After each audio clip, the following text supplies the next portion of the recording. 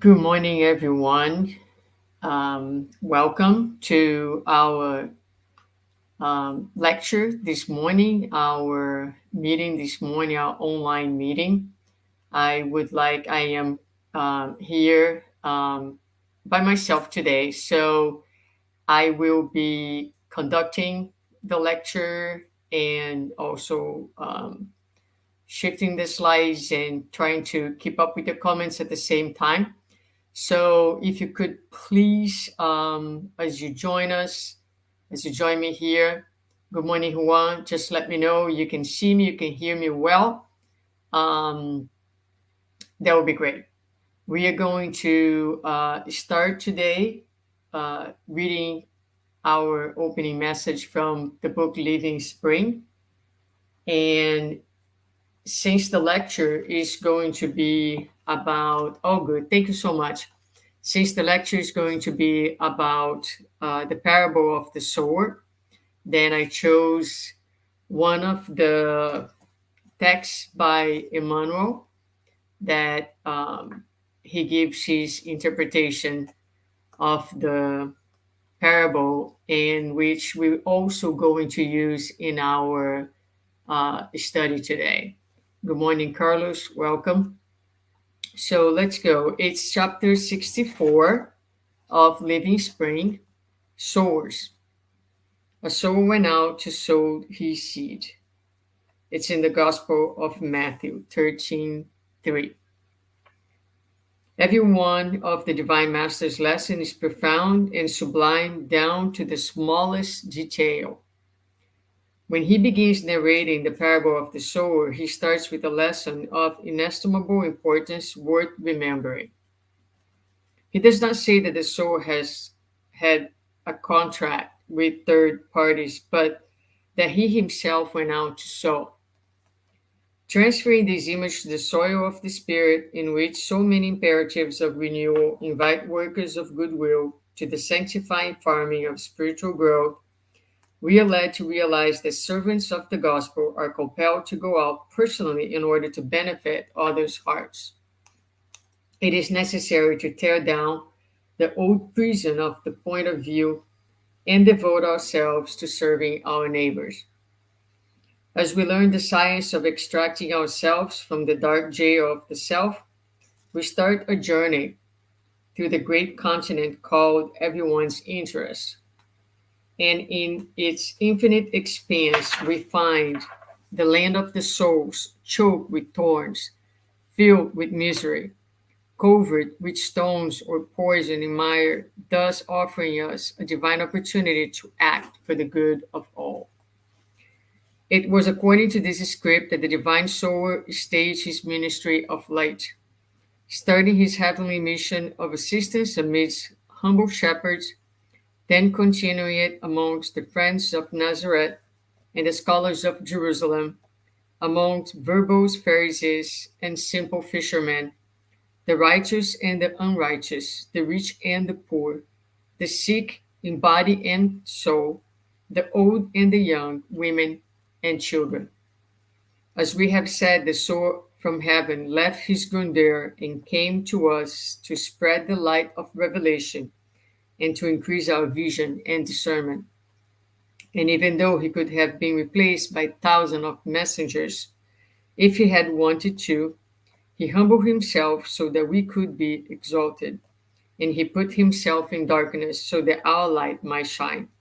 Therefore, let us leave our inhibitions behind and learn with the Master to go out to sow. All right, so this is our opening reading for today. Good morning, Mary. Let's all begin by doing our initial prayer. So I invite you to join me at this time by saying, Dear Master, thank you so much for this new opportunity, for this new day, the chance of being here, whether now in this Sunday morning or at any other time when we might tune into this message.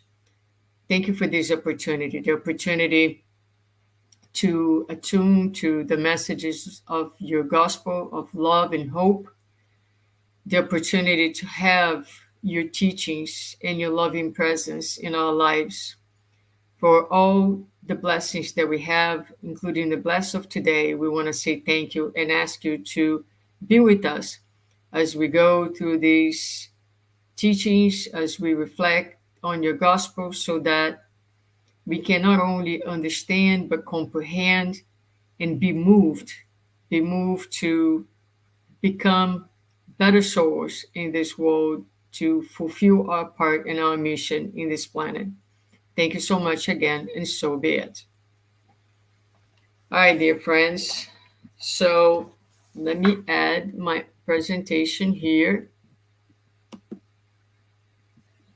Okay, so today we are going to go over the parable of the sower, and very much like Emmanuel says here in the beginning of the chapter that we just read from Living Spring, um, he's going to say that every one of the divine master's lesson is profound and sublime down to the smallest detail. So Emmanuel himself has done an incredible job in helping us to understand, in kind of peeling some of the layers of meanings behind those parables.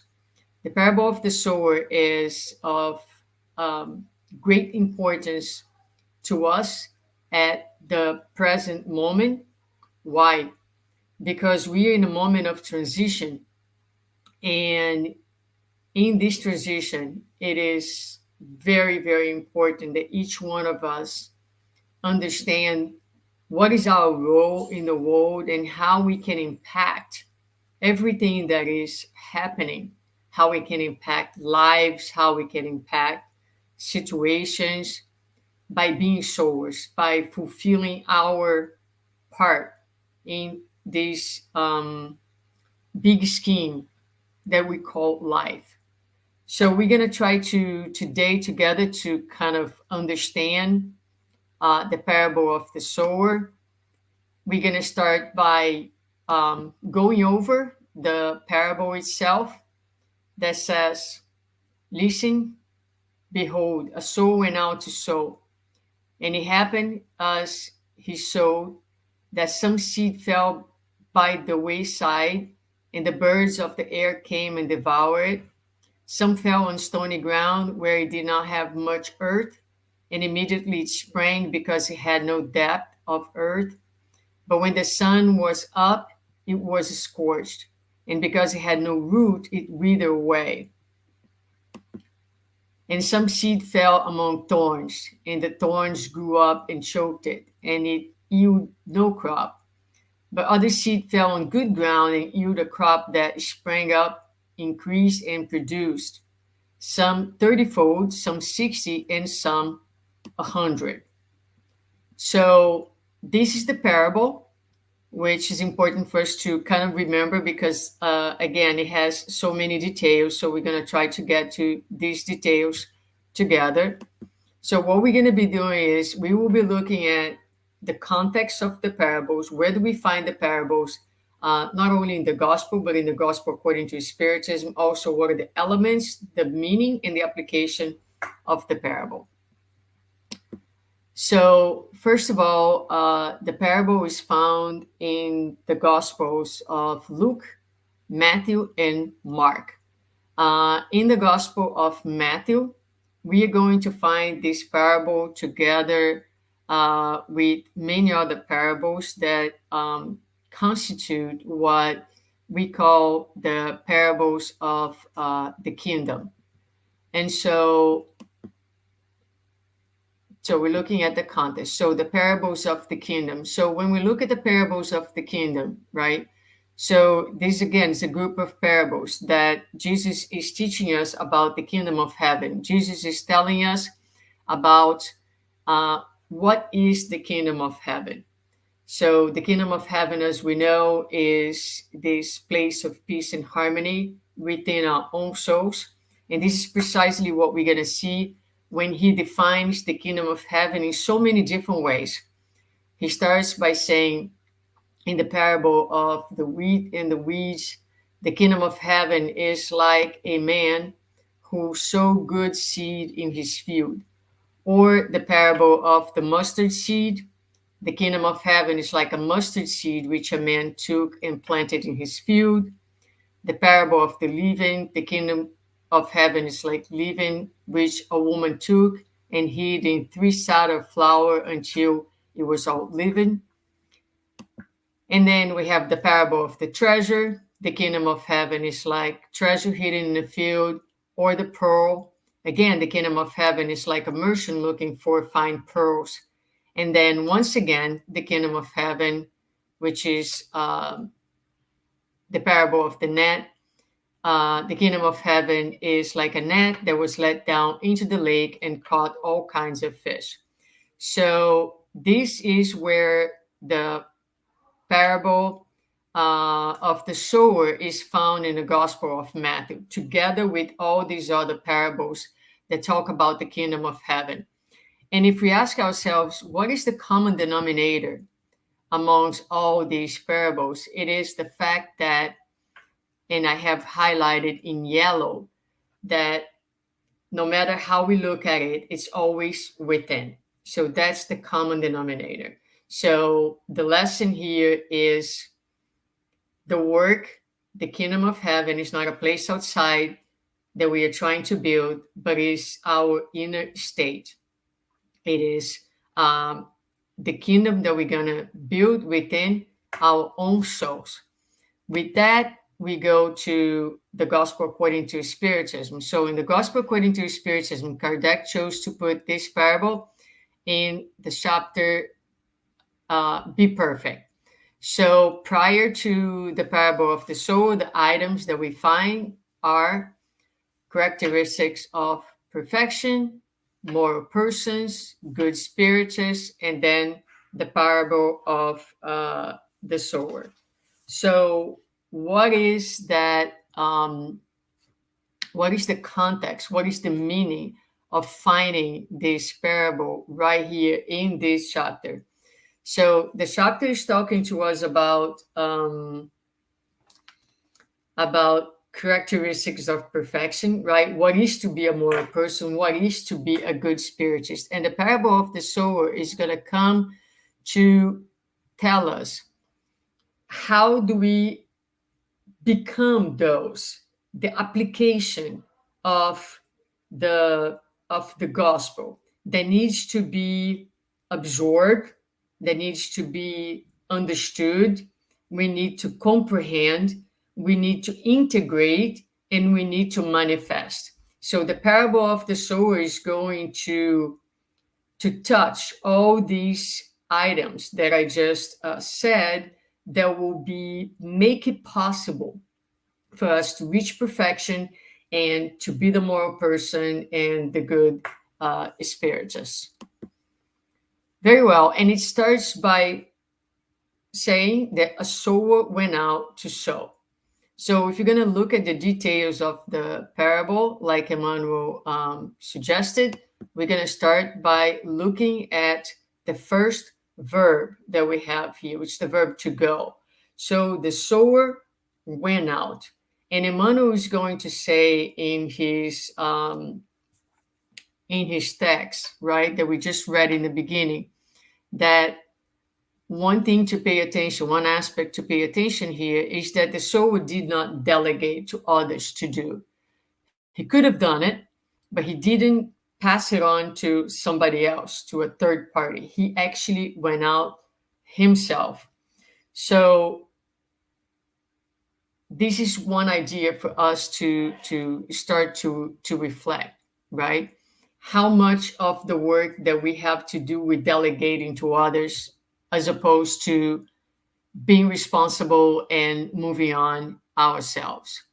So the sower went out to sow. But when we think about to go, we can think about it in two different ways. We can think about it as a material action. So the sower didn't stay home in the comfort of his environment waiting for people to come to him. He actually stood up and he went out. So this is a material view of these went out. But Emmanuel presents to us a different perspective in this text, the sower. He's going to say, and let's look at it more closely because I read it in the beginning. It is necessary to tear down the old prison of the point of view and devote ourselves to serving our neighbor. As we learn the science of extracting ourselves from the dark jail of the self, we start a journey through the great continent called everyone's interest. And in its infinite expanse, we find the land of the souls, choked with thorns, filled with misery, covered with stones, or poisoned with mire, thus offering us a divine opportunity to act for the good of all. So, this is a very different interpretation of went out. It is a much more, well, spiritual, if we want to just for didactic means make a difference here. Everything is spiritual in essence, but um, so to go out is to put aside your own ways of seeing and thinking that so many times becomes a barrier between us and our neighbor. It becomes a barrier for connection. Often we are caught in what we want for ourselves, what's best for us, as opposed to, okay, this may not be the best for me, but it's the best for everybody else. And this is what going out means. Went out means that I leave my own interest, I leave my personal little world, and I go out, I look out, I realize that beyond myself there are others in need, and that attending to other needs sometimes means that I'm going to sacrifice my own need. So it's a much more um, it's a great expansion of the meaning of went out. So the invitation for us here is to then think about not only are we actively and physically going out as sowers, and how much are we going out spiritually? How much can we put ourselves aside and really look at what is the general interest and attend to that as opposed to our own self interest? Okay, so moving on, we're going to look now at the elements of the parable and their meaning. So the parable has three elements: the sower, the seed, and the soil. And we are going to start with the seed. First, let's look at the seed, what the seed means. So the seed is interesting because the seed is good. When we look at the four scenarios that are presented to us, the seed first falls on the wayside, right? And second, the seed is going to fall on the stony ground, the ground with thorns, and the good soil. No matter where the seed falls, the seed will be useful. Even when the seed falls on the wayside, what happens to the seed? The birds will take that seed. So the seed became useful for something. The seed on the stony soil will spring. The seed on the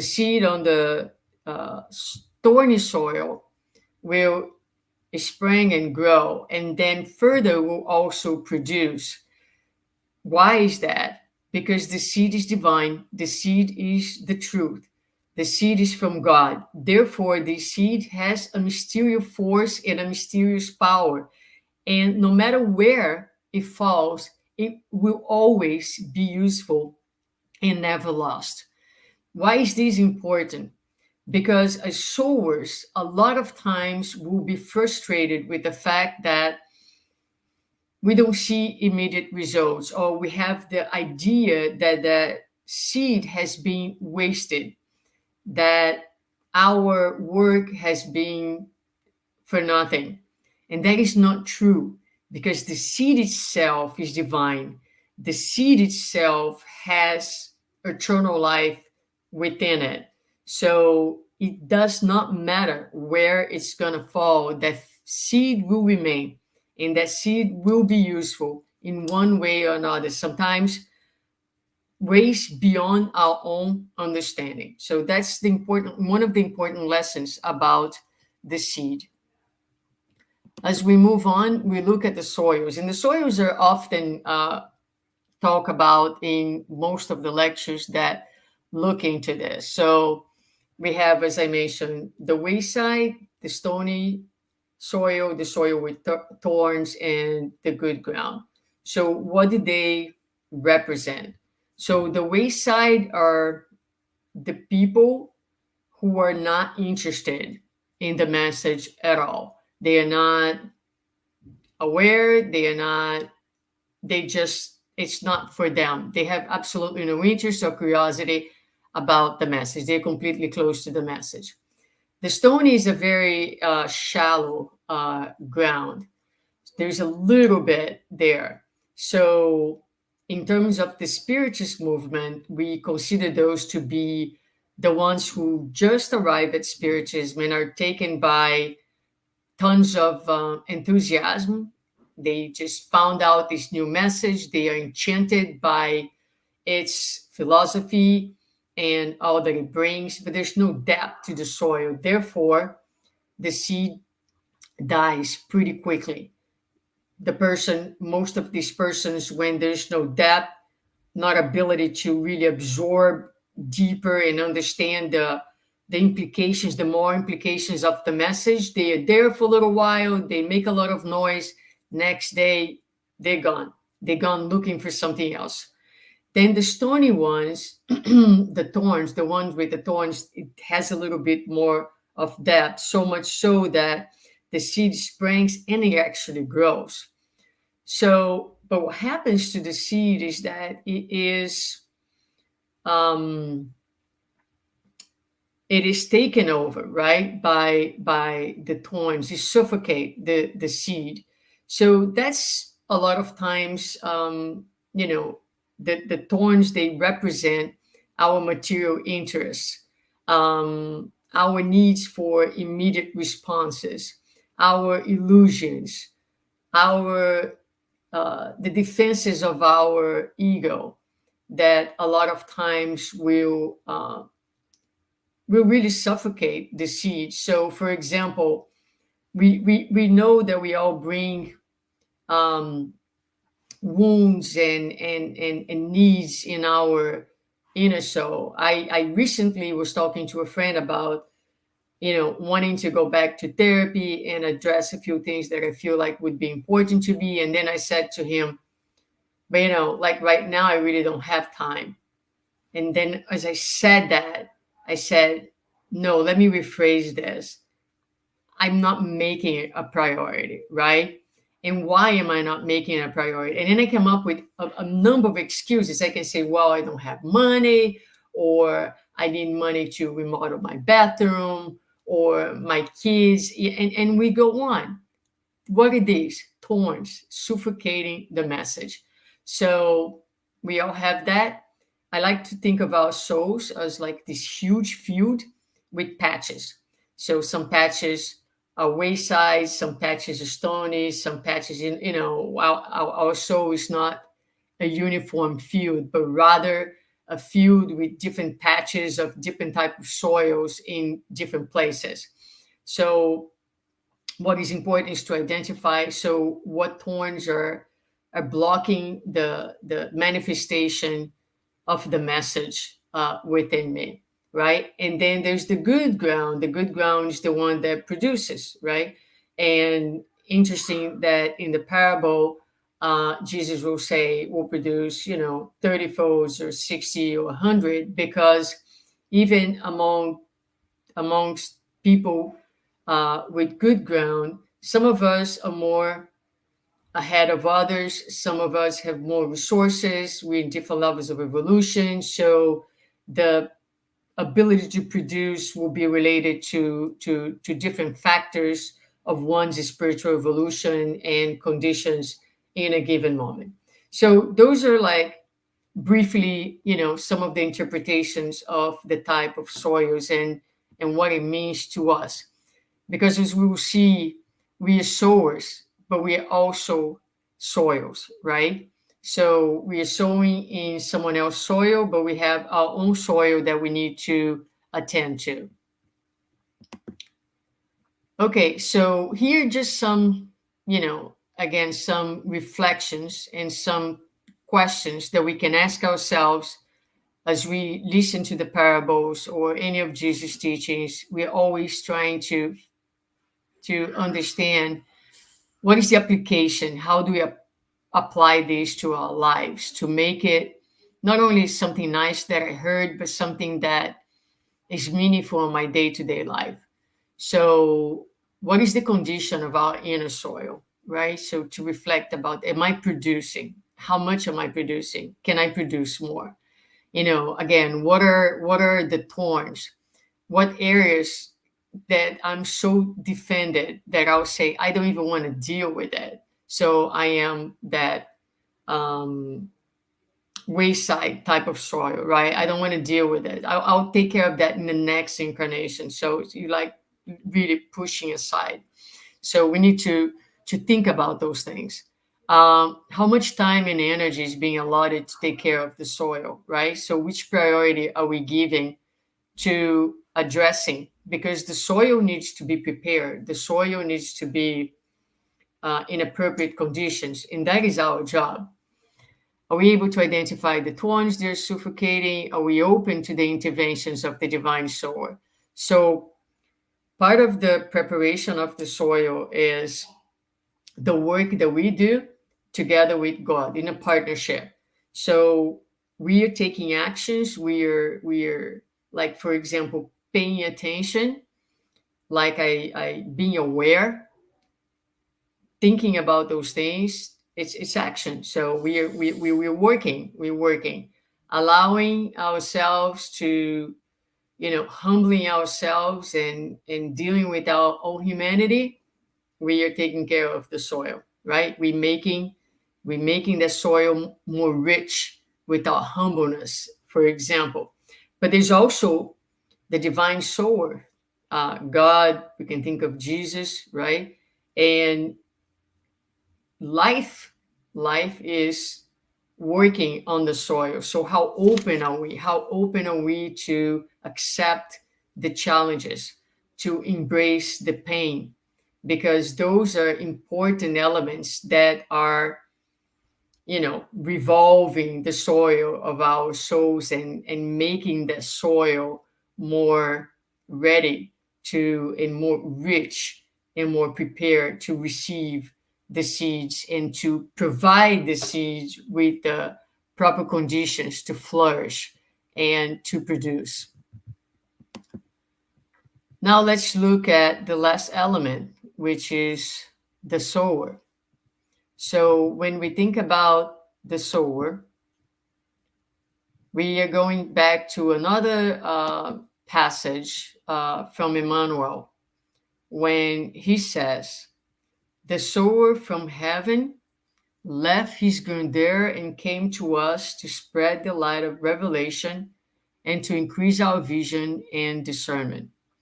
And even though he could have been replaced by thousands of messengers if he had wanted to, he humbled himself so that he could be exalted, so that we could be exalted. And he put himself in darkness so that our light could shine. Therefore, let us leave our inhibitions behind and learn with the masters to go out and to sow. So, um, what Emmanuel brings us here is, when we, going back to the beginning of our talk, that we were saying, that the sower went out, right? And we were talking about what that means to us. Now, let's imagine the size of this went out to Jesus.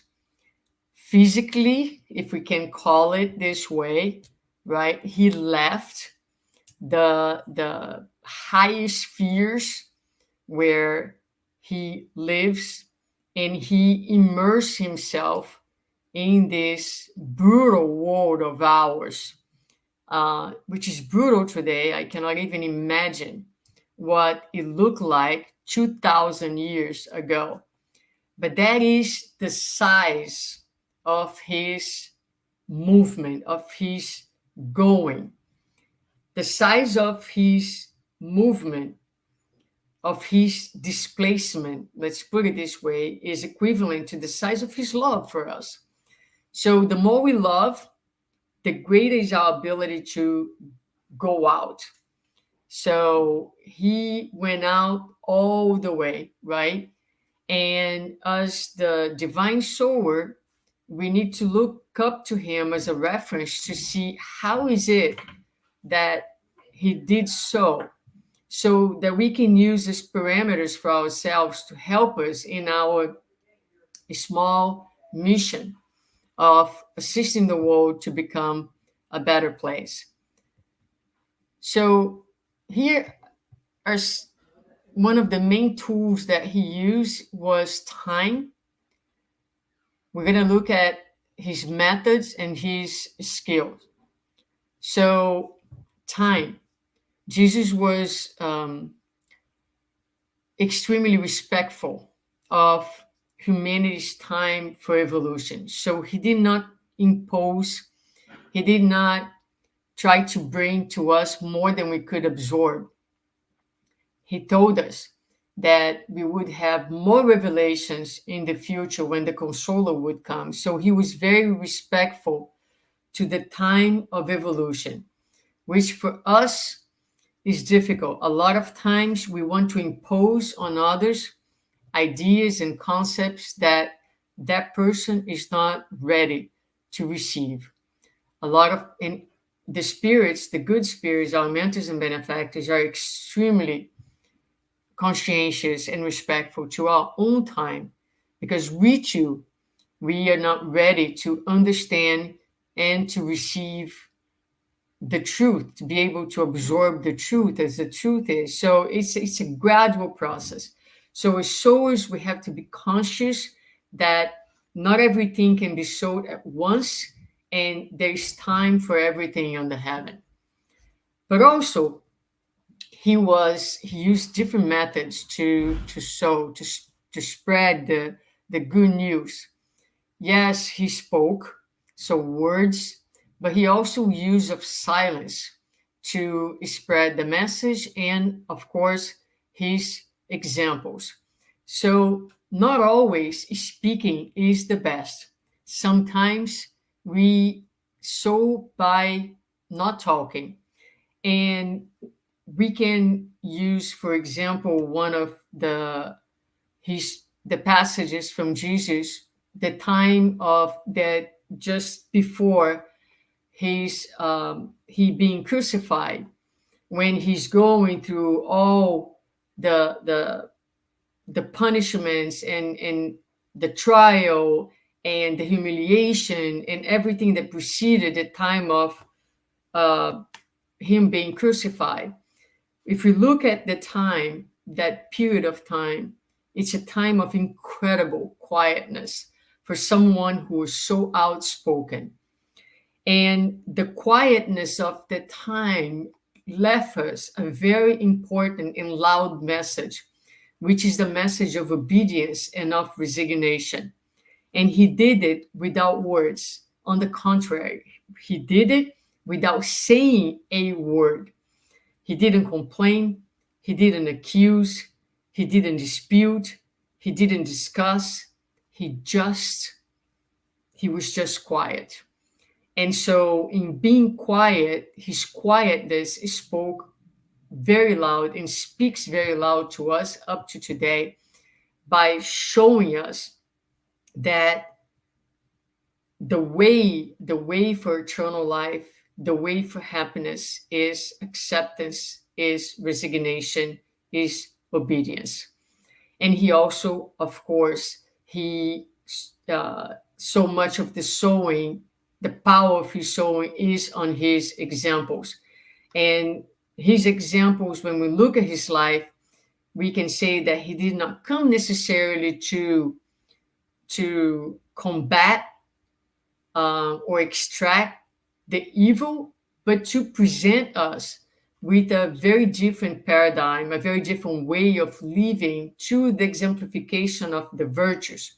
So we could have a different reference of how we're supposed to be living and what is that this pathway of goodness and love can bring us. And finally, he used of some very powerful skills, which we are crawling, if that, to be able to understand and to manifest, which is respect and love. So let's look at some of the ways that Jesus manifested that, this respect and this love for us. So let me go back here. So one of the ways in which he did that is he knew each person that he was talking to. He had a knowledge of who that person was, that person's story, and the language that he or she spoke. He also tried to connect with every single person through empathy, through understanding. Again, understanding who that person was, what those person's values were, what was important to that person so that he could connect to people and not talk to people from in a vertical way of relating, but really a horizontal way of relating. So there is a passage from Paul that I think it really illustrates well what he was trying to do, and I think that what Jesus did with perfection when he says, and give me one second here, when he says, even though I am free of the demands and expectations of everyone, I have voluntarily become a servant to any and all in order to reach a wide range of people: religious, non religious, meticulous moralists, loose living moralists, the defeated, the demoralized, whoever. I didn't care on their way of life. I kept my bearers in Christ, but I entered their world and tried to experience things from their point of view.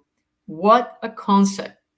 What a concept, one that we are, again, uh, I'll speak for myself. It's just very, very difficult. Enter someone's world and try to experience things from their point of view. I've become just about every sort of servant there is in my attempts to lead those I meet into a good, God saved life. I did all of these because of the message. I didn't just want to talk about it, I want to be in it, on it. So that is a powerful idea right there, right? And I think something that Jesus is a master did with, perfection. So when we are talking to someone, if we could just for a moment try to connect with who that person is, if we know anything about the person's story, try to bring that into the context, try to see if I was in that position, would I be also acting in this way? And so through that, really seek to gain empathy, and that really changes the way that we converse and that we relate to someone else when we are sharing ideas. But the other thing that Jesus did in his love and respect is, again, he was very conscientious of the listener, who is the person who is listening to this message. So if we go back to the beginning again and to the ways in which he taught us about the kingdom of heaven, you might wonder why did he have to repeat the same concept in so many different ways? Because he was teaching that concept to very, very different individuals. And he used the elements of those individual lives to be able to speak to them in a language that they could better understand him. So for the fisherman, the kingdom of heaven is like the net that is cast in a lake, because the fisherman understands this language. Whereas to the farmer, it is the seed that's sowed or that is planted in the field. Whereas to the merchant, it is like you know like a merchant, like someone who is looking for pearls. Where are the pearls? Inside the oyster. So, or the treasure that's also hidden in the field. So he's always adjusting the language to meet the listener's experience and understanding of life. So I feel like we are so self-centered, we are so centered in ourselves, we fail to see the person that is in front of us, and we become very insensitive and very non-empathic when we are showing the message. So those are important skills for us to think about and to slowly try to integrate in our daily lives. So the application, which is, coming to closing our reflection for this morning. First, in this picture, you have the soul and you have the field. So understand that those two are correlated, right? So the more that our souls, our inner field becomes um, a better soil, the more we'll be able to produce, and better souls we will be, because a field that is able to hold the seed and provide the seed with the perfect conditions to spring, to grow, and to produce, is a field that is saturated with love. And when our inner soul is saturated with love, then we are going to manifest this love. And in our relating and in our speech and in our actions, love is going to be permeating everything. More important than imposing ideas will become connecting with other hearts. And there is a passage from Emmanuel that's really beautiful. We're going to get to it in a minute, that talks about the connection. Uh, who are the sowers? A lot of times we think that the sower is the person who is speaking, the speakers in the Spirit's movement, for example. But sower is anyone and everyone who volunteers to make their lives not only about taking care of themselves, but understand that they have a role and a mission to care for others, for the world, for society as a whole. So when we go to the Spirit's book, question 132, and we look at the purpose of incarnation, the second part of the answer is going to say, incarnation also has a further objective, which is to place spirits in conditions where they can do their share of work of creation. On each world, they clothe themselves with an instrument which is in harmony with the essential matter of that world in order to execute in that instrument the orders of God. In this way, while contributing to the general work, they progress at the same time. So we are not here only for our enlightenment, but we are called to assist with the progress of the society, of the world that we live in. So each one of us has a mission, a personal mission, you with yourself and you with the society and the place where you are. So hopefully by the end of our lifetimes, we're going to look back and we're going to say, I'm leaving this world. I am a little better. And I can say that the world also is a little better because of the fact that I was here for 60, 70, 80, 90, 100 years. Because I have touched lives and I have made a difference in some people's lives. Each one of us is a sower. So we become a sower when we understand the essence of life. We understand our our purpose here, and we volunteer. We make a commitment in our souls to be useful and to use our time, all the resources, all the talents they're given to us, not only to get by day to day and pay our bills, but really, really to make, uh, uh, to leave a mark in this world of goodness, of kindness, of generosity and love. Now, where do I start? Sometimes people can get really overwhelmed, but the world is so messed up, right? I don't think I can do much. I'm so powerless. Well, that's where the lesson of the seed comes handy. So Paul, in his first letter to Corinthians 15:37, he will say, "When you sow, you do not plant the body that will be, but just a seed, perhaps of wheat or something else." So the lesson is pretty clear, I think. We are not going to start by producing things that are big and they're done. You start from the beginning with seeds. So where do we start? Start with small things. Don't expect for things to be ready when you just starting. You just sowing. It starts very little. Things you we need to reset a lot of times our expectations, because part of the frustration is that we sow and we expect results before the time. We expect to see big things happening when the soils are not ready yet to produce big things. So we have to be respectful of the time and of the process of things. So setting the right expectations helps us not to be overwhelmed with the process. Now, in our daily bread, there is a lesson that's called the seed. And in there, Emmanuel will say, the seed wisely exemplifies the need for starting points, conscientious work demands, proper places, and appropriate times. There are restless and insatiable persons who have not yet understood the symbol of the seed. They expect great accomplishments from one day to the next. Knowing how to begin is a very important skill.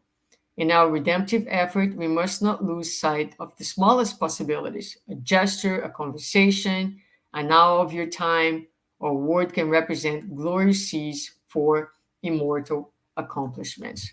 So, so many times people will excuse themselves by saying that they don't have the time, they don't have the means, they're not evolved enough, and we go on with our list of excuses. We don't know where to start, but just like the lesson of the seed, you know, we start from the beginning, starting points. Um, we work, we figure out the proper places, the proper times, the proper circumstances. We set up our expectations, understanding that there's a process for everything, and we start from little things. It doesn't need to be huge projects, little things. Like Emmanuel says, kindness, patience, a smile, a time that you give to someone, time that you take to have a conversation. By doing those things, we're showing hope. A lot of times, our offer, our whatever it is that we are giving, has results and outcomes that we'll never know, but that can make a huge impact on people's lives. So it's important that everyone is conscientious that we all have something to give. We all are sowers in this world. We all can make an impact. And what I believe needs to happen is that we need to really integrate this mindset in our daily lives, and say to our Lord, I am here. Make me the best instrument that I can be, the best sower that I can be. Guide me. And as I am committing myself each day to do my inner work and to establish the kingdom of God, of heaven within my own self. And what do we expect, right? So I'm going to bring here this passage from Matthew when Jesus says, "And everyone who has left houses or brothers or sisters or father or mother, wife or children or fields for my sake will receive 100 times as much and will inherit eternal life." Why do I put this here in answer to what to expect? Because a lot of times not everybody is going to understand the roads and the paths that we have chosen in our life. So Emmanuel, once more, he will interpret this passage for us, which he does so in the way, the truth, and the life in chapter 154, called Renouncing. And here he's going to say, if parents lack understanding, if one's spouse is ungrateful, if brothers and sisters seem cruel, then it is necessary to renounce the happiness of wanting them to be perfect and commit to them even more in order to work for everyone's evolution with Jesus. Renouncing for Christ's sake means giving up the hopes of the world to gain those of heaven. This is so powerful. This is so incredibly powerful. And it reminds me of the passage from Joanna uh, from Cusa, in where she looks for Jesus to uh, wanting to follow him, right? And he says to her that, if he wanted to follow, if she wanted to follow him, to go back to her house and take care of her husband, who was her spiritual mission first. And so a lot of times, as we are sowing, we will be misunderstood. A lot of times we'll be dealing with ungrateful relatives and people in our lives. And what do? Do we abandon them? No. We renounce the happiness of wanting them to be perfect, which is so powerful, because we must start by renouncing the happiness of wanting ourselves to be perfect at the present moment. It's not going to happen. So when we accept that we can't be perfect today, there is a process itself that, God planted those seeds within us, and it will take time and the right circumstances for the soil to be ready and for the seeds to be able to spring and produce. Then we can actually experience that with others as well. The rigidity in which we deal with ourselves, we project onto others. So renounce the happiness of wanting them to be perfect and commit to them even more. So you don't walk away from them. To renounce the way that Jesus said is to renounce our expectations. But it doesn't mean that we're leaving them. We're actually walking with them. We're staying next to them. We continue with our path.